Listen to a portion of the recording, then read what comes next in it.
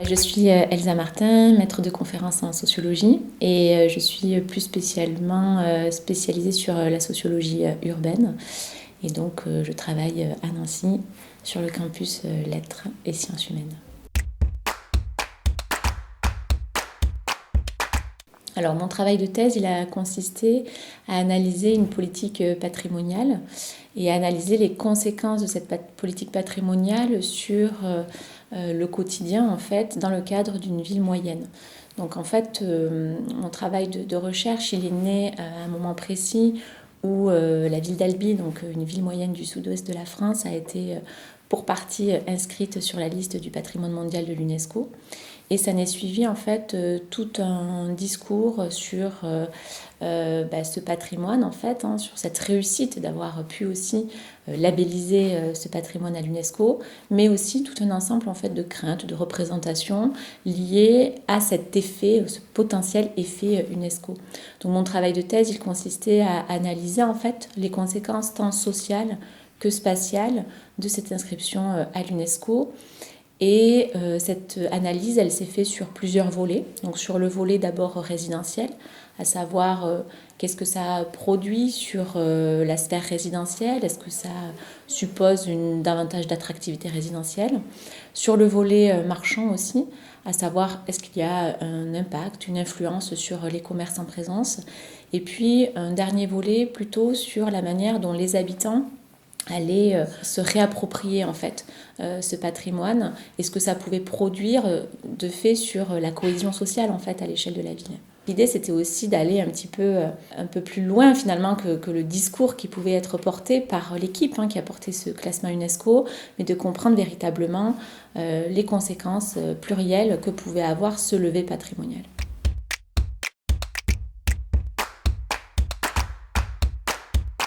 Alors c'est vrai que le travail, en fait, le premier travail de recherche, notamment sur la ville d'Albi, en fait, m'a inscrite en fait dans tout un ensemble de recherches qui portaient sur les villes moyennes, sur les villes petites et moyennes même, et sur la question de l'attractivité. Donc c'est vraiment à partir de ce travail que j'ai initié en fait tout un ensemble de recherches sur l'attractivité. Et l'idée aujourd'hui, c'est de poursuivre en fait et de comprendre comment se joue l'attractivité dans ces villes petites et moyennes et de comprendre quels sont les différents leviers aussi qui sont menés qui sont saisis par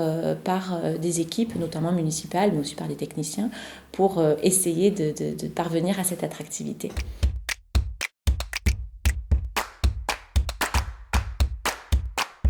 La question de l'attractivité, donc elle est à chaque fois présente, elle est assez transversale et elle s'appuie à chaque fois aussi sur un discours. En fait, il y a vraiment un récit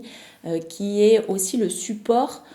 d'une politique d'attractivité. Sur la recherche qui porte spécifiquement sur Albi et sur la ville moyenne d'Albi et de son levé patrimonial, on va voir que le patrimoine, il va servir en fait ce récit urbain, il va être le support d'un marketing en fait, de marketing territorial pour justement parler d'Albi, faire parler d'Albi et pour aussi impulser des initiatives à l'échelle locale.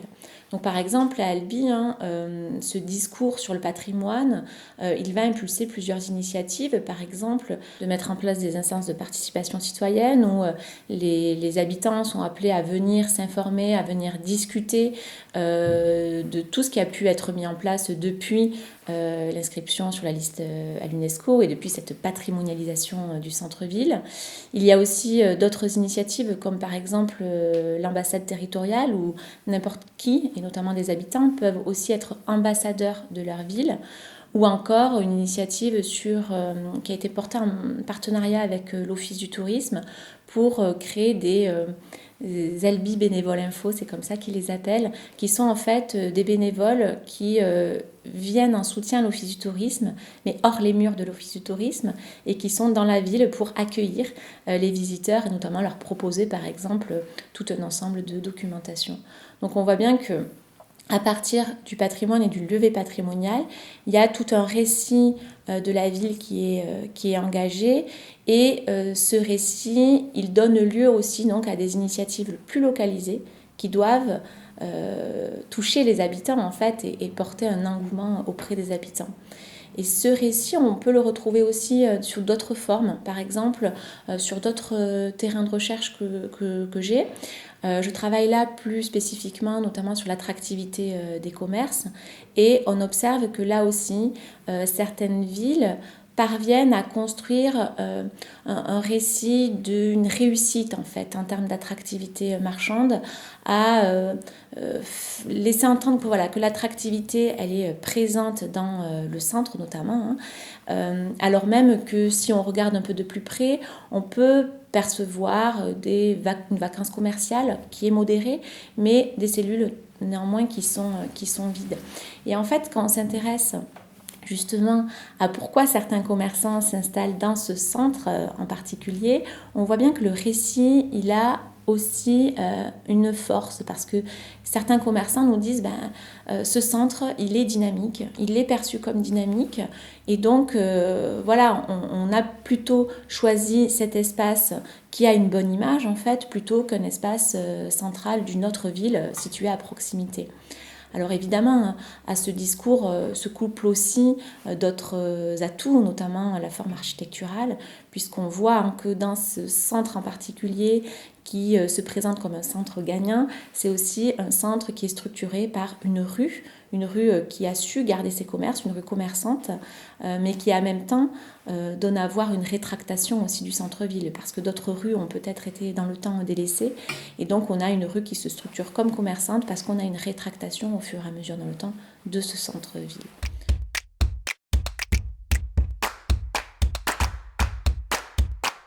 Le risque en fait d'un récit, c'est aussi de ne plus s'adresser à ceux qui habitent là, aux habitants notamment. Alors ça, je l'ai beaucoup questionné dans le cadre de mon travail sur la patrimonialisation. L'idée était de questionner en fait un récit sur la patrimonialisation sans pour autant que cette patrimonialisation devienne le synonyme d'une muséification, à savoir un centre-ville qui soit complètement délaissé par les habitants et un récit qui ne fasse plus du tout sens en fait aux habitants. Et ça, c'est toujours le risque. Et d'ailleurs, ce qu'on voit dans le travail que j'ai pu mener, c'est qu'en définitive, les habitants, parfois, ils peuvent aussi se sentir moins concernés. Ce qui a été montré aussi, c'est qu'il y a eu beaucoup d'aménagements urbains, hein, notamment dans cette portion de ville qui a été donc patrimonialisée. Et ça peut faire naître le sentiment qu'en fait,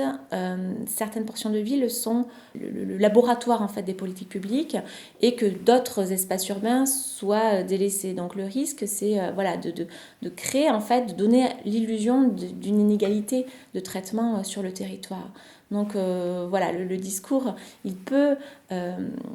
aider peut-être à agir sur l'attractivité. Il peut être saisi comme tel, mais il ne faut pas non plus laisser de côté en fait les résidents et les activités qui sont déjà présentes.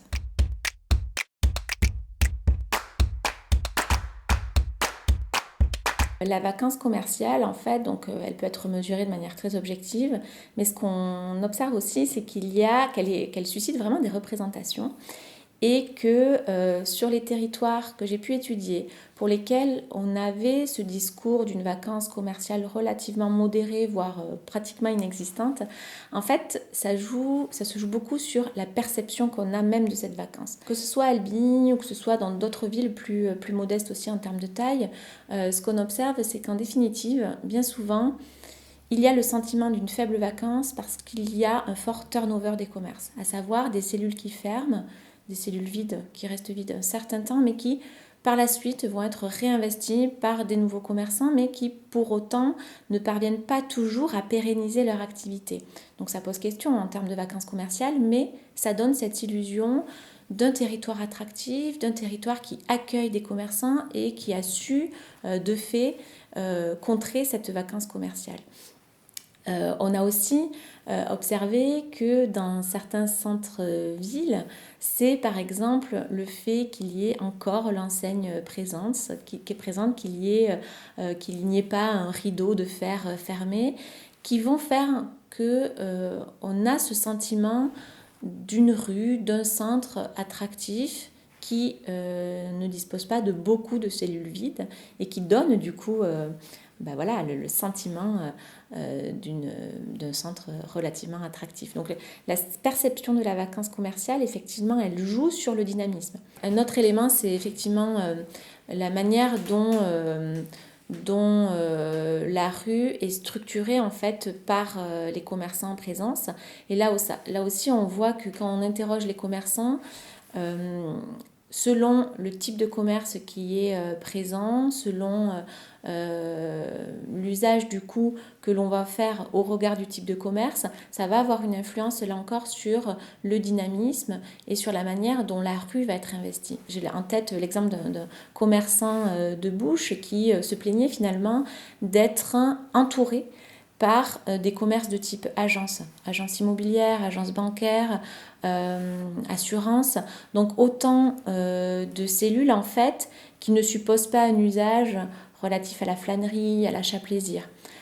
D'autres commerçants, eux, au contraire, vont valoriser le fait qu'ils sont entourés par des boutiques de prêt-à-porter, par exemple, et qui vont du coup susciter des usages spécifiques, un usage piéton, un temps plus lent, et non pas des passages, notamment en voiture. Donc on voit bien en fait que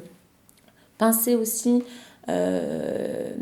l'attractivité sur le plan commercial, c'est aussi réfléchir peut-être à la manière dont l'environnement marchand est plus ou moins propice du coup à une activité commerciale. Et donc on voit bien que sur une même rue, on va avoir des espaces, le haut de la rue, le bas de la rue, plus ou moins attractifs parce que il va y avoir à un moment, à un endroit précis, une concentration en fait de commerce avec une activité spécifique qui va supposer plus ou moins un usage plus ou moins lent ou rapide ou la venue de populations spécifiques.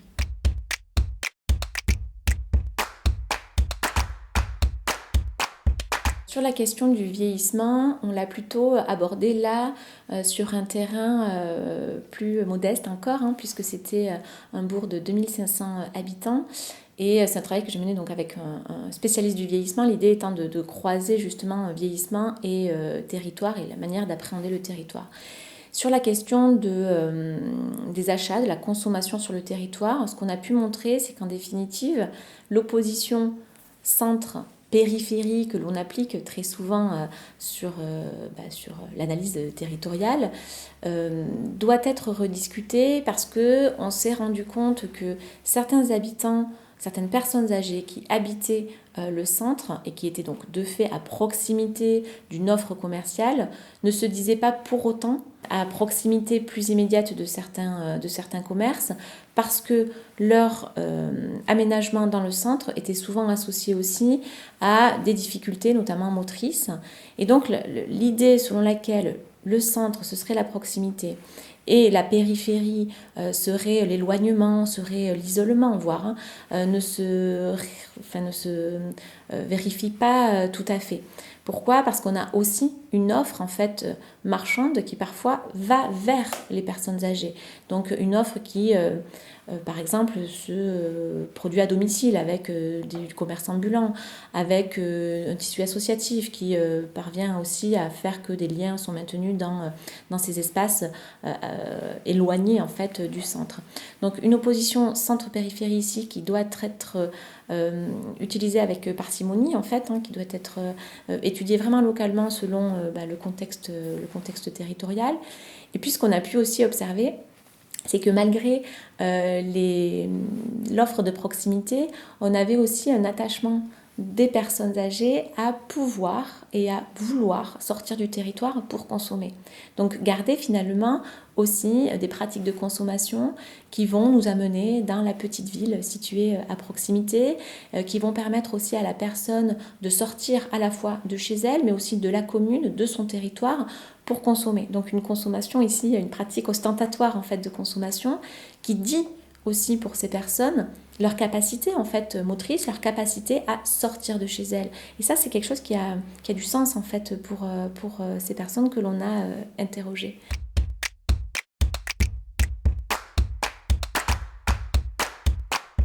Accéder à la consommation,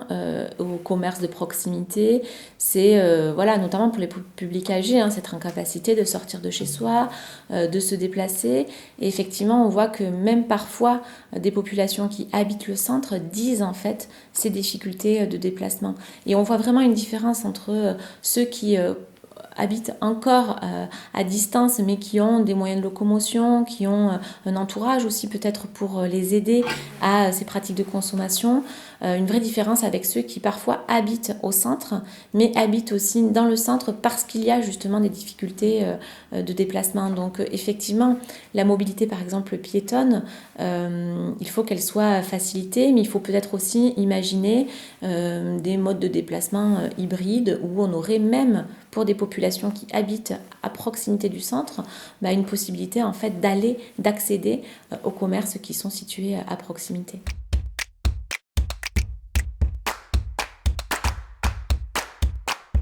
Le risque, en fait, ce qu'on a pu observer, c'est que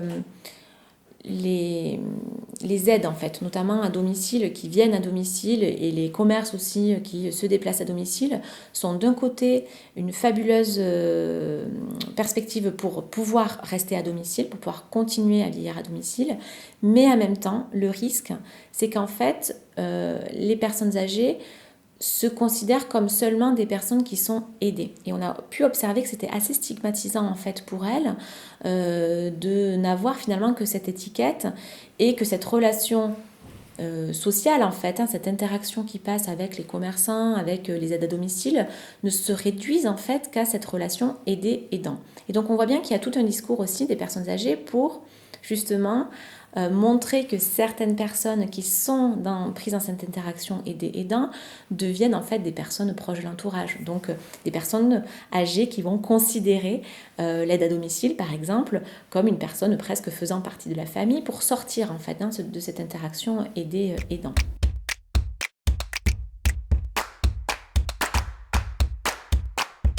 L'origine de notre recherche était de partir d'un terrain, d'une commune relativement vieillissante. Pourquoi ? Parce que ce sont des territoires pour lesquels voilà, toute une frange de la population, notamment les plus jeunes, quittent ces territoires. Et donc on observe finalement un vieillissement de la population qui est assez mécanique en fait, qui est lié au départ des plus jeunes. Donc l'idée c'était vraiment de regarder comment une équipe municipale, locale, pouvait aller anticiper le vieillissement de la population et en même temps de comprendre comment ce public âgé appréhendait en fait le vieillissement sur le territoire. Alors ce qu'on observe en fait, c'est que la population âgée, elle généralement, elle n'anticipe pas véritablement son propre vieillissement et malgré l'offre, elle ne va pas nécessairement y voir une offre linéaire en fait en termes d'offre de logement. Là où, par exemple, le maintien à domicile est souvent perçu comme étant voilà, c'est le choix de la majorité des personnes âgées, mais quand on ne peut plus, il y a sur le territoire par exemple une offre dite intermédiaire de logement, avec ce qu'on va appeler des pavillons seniors qui vont permettre un rapprochement notamment des commerces du centre-bourg.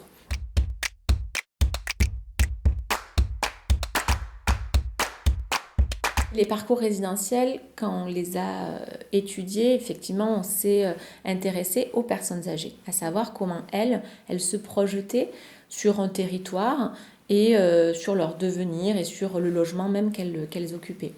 Or, ce qu'on observe, c'est que effectivement, la trajectoire résidentielle, il faut aussi la penser au regard de ceux qui en fait habitent déjà sur le territoire. Et notamment, ce qu'on voit, c'est qu'une partie de la population âgée est arrivée sur la commune parce qu'un des membres de l'entourage habitait déjà de la commune et n'était pas forcément de la commune. Donc en fait, le vieillissement de la population, on le pense au regard évidemment des personnes âgées, mais il faut aussi imaginer que sur son territoire, il y a des habitants qui vont peut-être accueillir une personne de leur entourage âgée. Et l'offre qu'on va faire pour ces personnes âgées, elle va s'adresser en fait plutôt à un parent d'un habitant plutôt qu'à une personne âgée déjà présente sur le territoire. Du moins, voilà, il faut toujours essayer de penser à ces différents niveaux et à qui en fait à qui s'adresse l'offre notamment de logement quand on fait une offre pour les personnes âgées.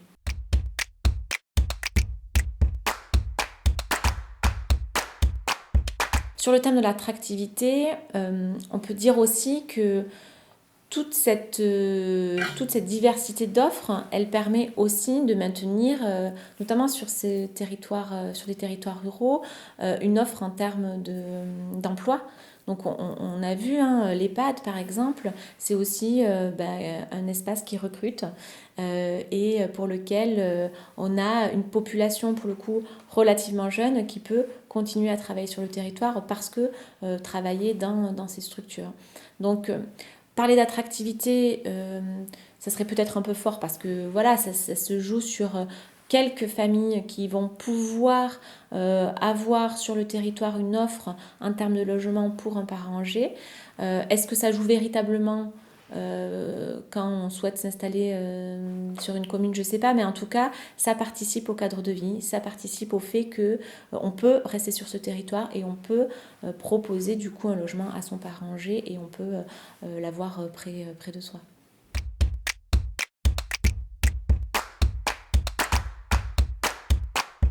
Justement, nous, en analysant ce terrain un petit peu rural, on s'est rendu compte qu'en définitive, les personnes âgées aussi, elles étaient, malgré la désindustrialisation, malgré la fermeture de certaines activités économiques, elles étaient attachées aussi à raconter ce territoire, à raconter ce passé en fait industriel et à rappeler aussi que ce territoire, il était le support voilà, d'une vie sociale, d'une vie économique. Et donc c'est vrai que pour le coup ici, le patrimoine existant, il peut être le support en fait d'une mémoire collective et il peut être mis en valeur pour justement faire d'une activité économique passée une force, de faire d'une fermeture par exemple des usines qui est souvent perçue comme le déclin, comme voilà, la décroissance en fait, en faire quelque chose qui est aussi le support d'un discours et qui permette aussi de mettre en valeur en fait cette mémoire locale et de mettre en valeur aussi le discours des personnes âgées. On a aussi une réflexion sur la manière dont vont être réhabilités certains lieux. Donc j'ai en tête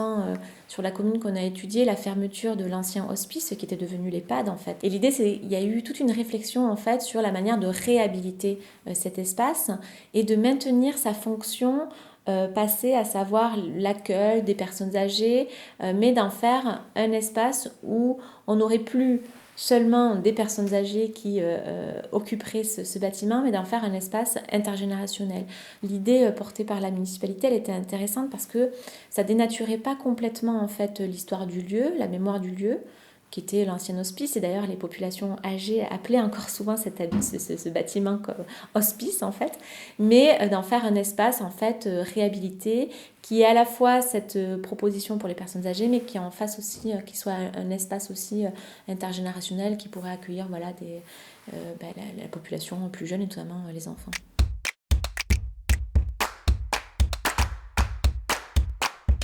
Finalement, à partir aussi de la mémoire collective et parfois des discours collectés, peut-être qu'on peut aussi faire émerger des récits, mais qui soient ici des récits qui viendraient plutôt du bas, en fait, qui viendraient plutôt de la parole des habitants et qui ne soient pas forcément un récit construit par le haut au regard d'une labellisation ou au regard d'une politique publique portée par une équipe, par exemple, municipale.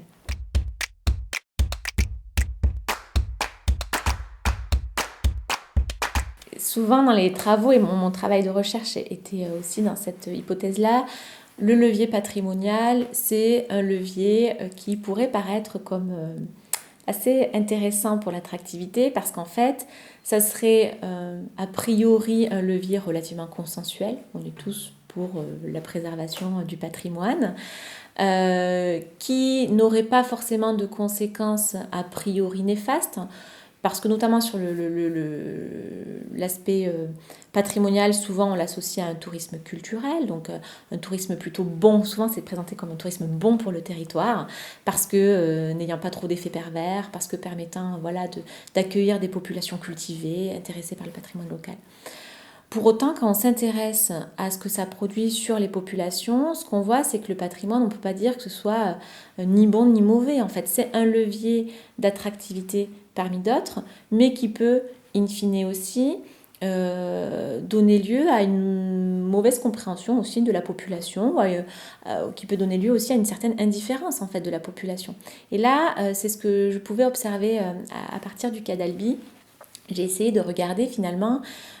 quels étaient les attendus, notamment de cette inscription sur la liste UNESCO pour la population. Et en fait, ce qui ressort, c'est qu'on a une grosse partie de la population interrogée. Donc là, c'était une enquête assez pointue avec une passation de questionnaires auprès de plus de 1000 personnes résidant sur le territoire albigeois. Et ce qu'on a observé, c'est qu'en fait, le premier profil peut-être qui émergeait, c'était le profil que j'avais appelé les invariables, ceux pour qui ça n'a pas changé grand-chose, ceux pour qui finalement l'inscription, ça a suscité de la fierté sur le moment, mais pour autant il y a une certaine indifférence à l'égard des initiatives qui par la suite vont être mises en place au regard de cette patrimonialisation et de ce classement UNESCO. Donc en définitive, montrer que même si localement il y a eu tout un discours sur la réussite, sur la capacité d'une petite ville, d'une ville moyenne à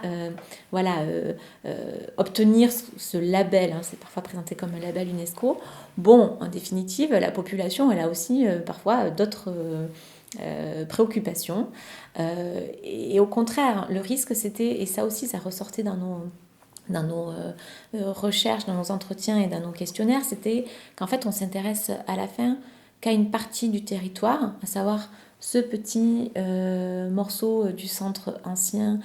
patrimonialisé, et qu'en définitive on en oublie peut-être de s'intéresser à la population qui habite dans d'autres quartiers et qui ont des problématiques relatives du quotidien, à savoir se déplacer, trouver du travail, se loger, etc. Donc voilà, c'est un levier en fait parmi d'autres qu'il faut aussi savoir utiliser avec rigueur pour pas donner le sentiment à la population qu'il n'y a que le patrimoine qui compte et que ce patrimoine-là, parce que ce qu'on patrimonialise aussi, c'est toujours le résultat d'un choix. Qu'est-ce qu'on garde, qu'est-ce qu'on ne garde pas, qu'est-ce qu'on met en valeur, sur quoi se construit le discours. C'est aussi des choix qui sont faits, et peut-être qu'il y a un patrimoine à penser de manière plus diversifiée. Il y a aussi un petit patrimoine qui est parfois passé sous silence et qui pourtant peut faire sens pour les populations.